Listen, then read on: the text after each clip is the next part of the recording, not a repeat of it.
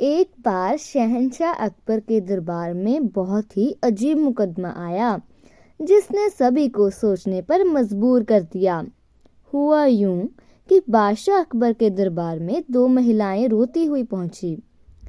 उनके साथ में लगभग 2 या 3 साल का सुंदरता बच्चा भी था। दोनों महिलाएं लगातार रो रही थी और साथ ही दावा कर रही थी कि बच्चा उसका है।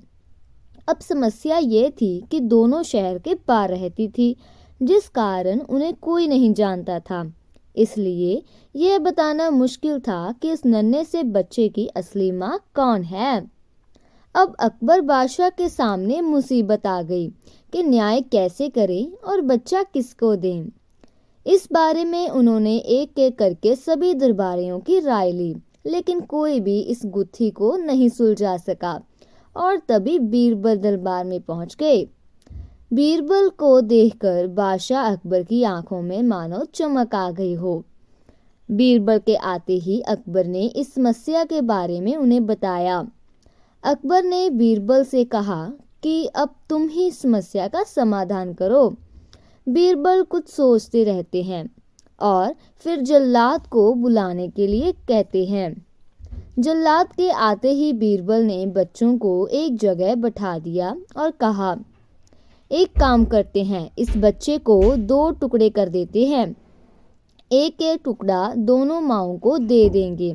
अगर इन दोनों महिलाओं में से किसी एक को यह बात मंजूर नहीं है तो जल्लाद इस महिला के 2 टुकड़े कर देगा। यह बात सुनते ही उसमें से एक महिला बच्चे के टुकड़े करने की बात मान गई और बोली कि उसे आदेश मंजूर है। वह बच्चे के टुकड़े को लेकर चली जाएगी। लेकिन दूसरी महिला बिलख बिखलक कर रोने लगी और बोलने लगी, मुझे बच्चा नहीं चाहिए, मेरे 2 टुकड़े कर दो, लेकिन बच्चे को मत मारना। यह बच्चा दूसरी महिला को दे दो। यह देखकर सभी दरबारी मानने लगे कि जो महिला डर की वजह से रो रही है वही दोषी है। लेकिन तभी बीरबल ने कहा कि जो महिला बच्चे के टुकड़े करने के लिए तैयार है उसे कैद कर लो, वही मुजरिम है। इस बात को सुनकर वह महिला रोने लगी और माफ़ी मांगने लगी, लेकिन बादशाह अकबर ने उसे जेल में डलवा दिया। बाद में अकबर ने बीरबल से पूछा कि तुमको कैसे पता चला कि असली माँ कौन है।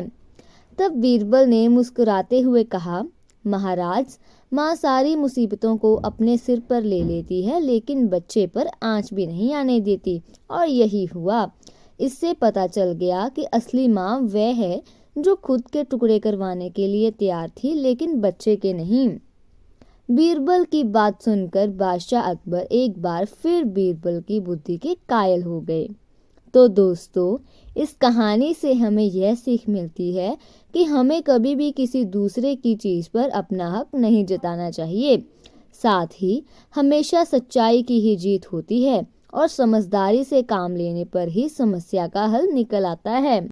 ऐसी और मज़ेदार कहानियाँ सुनने के लिए हमारे इस चैनल को लाइक एंड सब्सक्राइब करें। Thank you.